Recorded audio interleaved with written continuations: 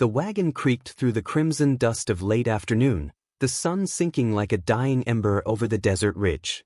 Reverend Hartwell gripped the reins, his black coat flapping behind him like a flag of duty.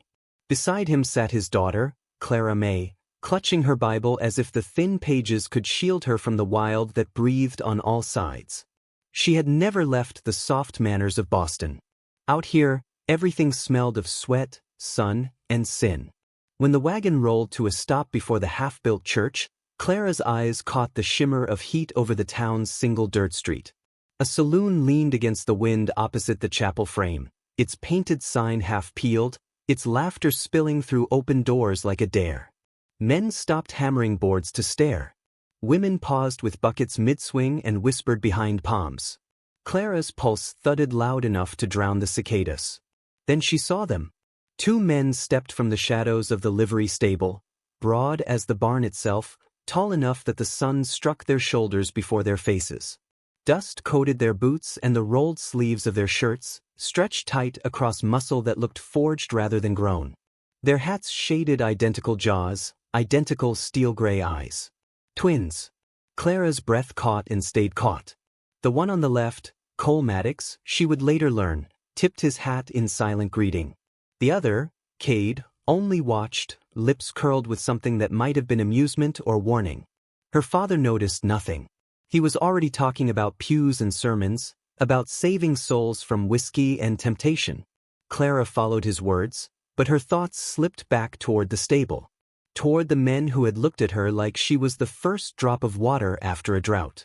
That night, inside the narrow room behind the church, sleep refused her. Every creak of the boards whispered their names. She rose to wash her face in a tin basin, but the water only made her skin burn hotter. She pressed her hands together and prayed, "Deliver me from evil." But the word evil tangled with an image, 2 silhouettes against the dying sun, broad shoulders, rough hands, voices low as thunder. The next morning brought merciless light. While her father visited townsfolk, Clara swept the chapel floor, the sound of her broom steady against the empty air. A shadow crossed the doorway. "Morning, Miss Hartwell." The voice was deep enough to vibrate in her chest. She turned, heart stumbling. Cole Maddox stood there, hat in hand, smile slow and unreadable. Cade hovered just behind, his gaze sharper, like the edge of a blade. "We came to help," Cole said. "Figured the Lord don't mind an extra pair of hands." 2, Clara corrected silently, 2 pairs. She swallowed. "The Lord helps those who help themselves." "Then he must love us plenty," Cade drawled, stepping closer. They crossed the threshold, filling the tiny chapel until the air itself felt smaller. Cole set a plank on the floor, kneeling to hammer nails with a rhythm that matched the pounding in Clara's veins. Cade leaned against the wall, watching her with lazy certainty. "How long you plan to stay, preacher's girl?" he asked. "As long as my father's work requires," she said. "Work like that can take a lifetime." His smile deepened, not unkind, not safe. Her fingers trembled on the broom handle. The chapel suddenly smelled of pine, sweat, and something she'd never known, heat that had nothing to do with the sun.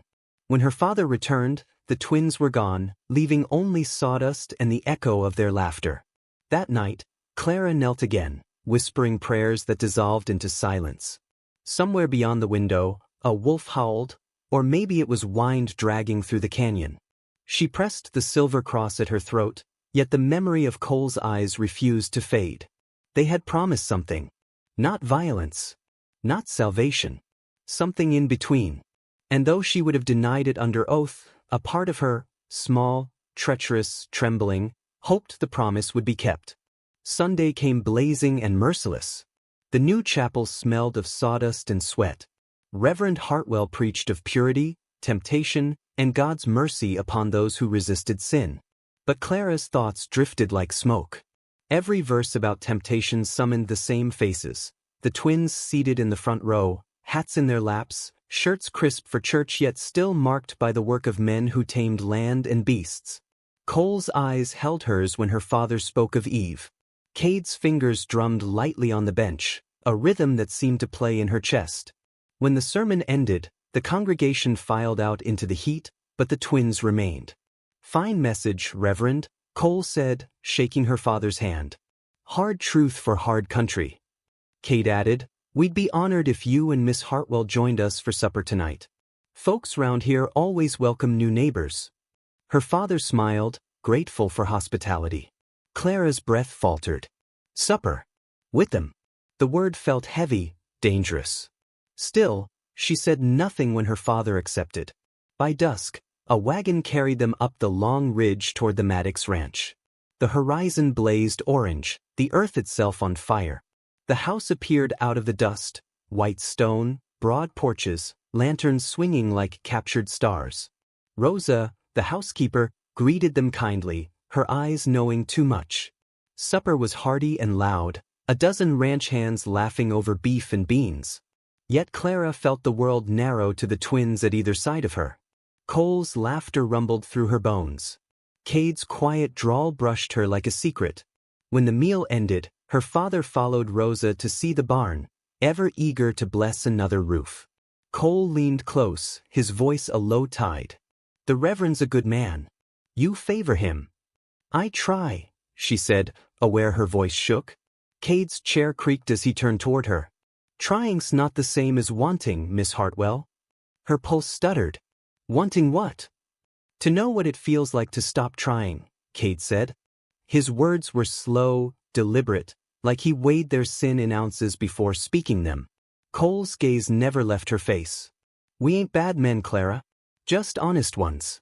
Out here, honesty can burn. I should go find my father. She rose too fast, nearly knocking her chair. Cade caught it, fingers brushing hers, calloused, warm, sparking through her like lightning through dry grass. Outside, the sky bruised purple. She found a spot by the porch rail and gripped the wood until splinters bit her palm. Inside, laughter swelled again, and she prayed the night would end. But footsteps sounded behind her, 2 sets, slow, unhurried. Didn't mean to scare you, Cole said. You didn't, she whispered. That's so. Cade's voice carried a smile. Your heart says otherwise. Clara turned.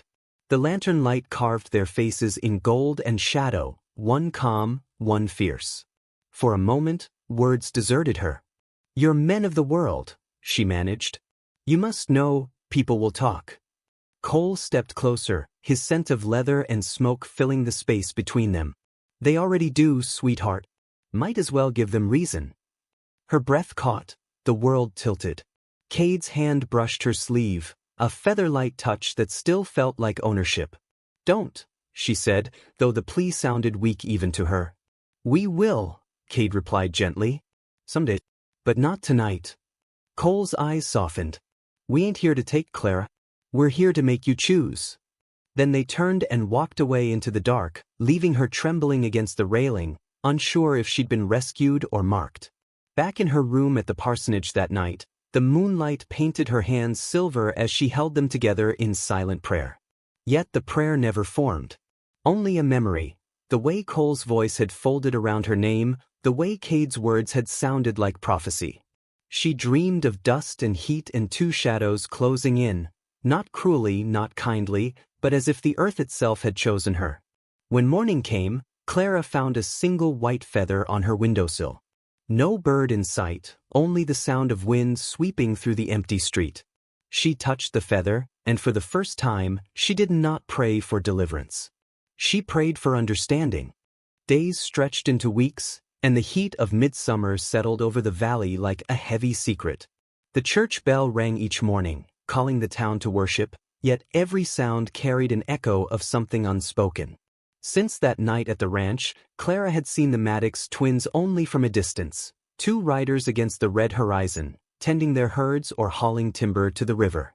But their silence followed her more faithfully than their shadows ever could. Her father noticed her restlessness. The desert tests faith, daughter, he said one evening as they sat outside, the sun melting into the mesa. Sometimes the Lord speaks through longing, sometimes through waiting. Clara smiled faintly, but the words cut deeper than he knew. Her longing wasn't for home or comfort, it was for understanding why 2 strangers had unsettled her soul. She told herself it was curiosity, nothing more. Yet when the wind carried the distant echo of a horse's whinny, her heart betrayed her. The following Sunday, a dust storm rolled in just as the sermon began. The roof rattled, the doors shook, and thunder cracked like judgment. Reverend Hartwell paused mid-verse, glancing upward, then motioned to the congregation to remain calm. Through the haze of flying sand, Clara saw figures on horseback approaching fast. Two of them. Cole and Cade burst through the chapel doors, faces streaked with grit. "Storm's worse than it looks," Cole called out. "River's rising. We've come to move folks to higher ground." Without hesitation, her father nodded. "Go with them, Clara," he ordered. "Help the women and children reach the ridge." She followed the twins out into the fury of wind. Dust stung her cheeks, her skirts whipped around her legs. Cole reached down from his horse, offering his hand. "Up you go." She hesitated only a second before taking it. His grip was firm, reassuring. Cade rode ahead, cutting a path through the storm, his voice shouting directions that the wind tried to steal. By the time they reached the ridge, the rain came like a curtain, washing the world clean. Townsfolk huddled under rock ledges, children crying, prayers lost in thunder. Cole dismounted and lifted Clara down, his coat thrown around her shoulders. She looked at him, eyes wide, hair plastered to her face. "Why do you help us?" she asked over the roar. He smiled through the rain. "Because someone's got to stand when the sky falls." The words struck her harder than the wind. All the whispers, all the fear, dissolved into a simple truth. They weren't the danger she'd been warned of, they were the storm itself, and somehow, she felt safer inside it than anywhere else. When morning came, the town lay quiet under silver clouds. The flood had spared the chapel, though half the fence was gone. People thanked the twins, calling them heroes. Reverend Hartwell clasped their hands with tearful gratitude. Clara watched silently, the world around her softened by the dawn light. Later, as the twins prepared to leave, she walked to where their horses waited. "You'll be gone again?" she asked. Cade nodded. "There's land east of here needs taming. Can't stay where peace gets too easy." Cole looked at her a long moment.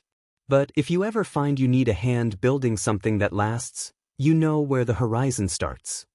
Clara couldn't speak. Instead, she pressed the small silver cross from her neck into Cole's palm. "To keep you safe," she whispered. He closed his hand around it, thumb brushing her knuckles. "Or to bring me back." The brothers mounted their horses. The wind picked up again, playful this time, tugging at her dress and scattering dry petals from the chapel steps. She watched until they were only specks against the golden land, two riders fading into myth. When she returned inside, her father stood by the window, smiling softly. "The Lord sends guardians in many forms," he said. Clara looked toward the ridge where the sky met the earth. She didn't answer. Instead, she opened her Bible and found a blank page near the end. On it, she wrote a single line. "Faith isn't the absence of longing, it's the courage to follow it." The sun rose higher, the dust settled, and the town breathed again.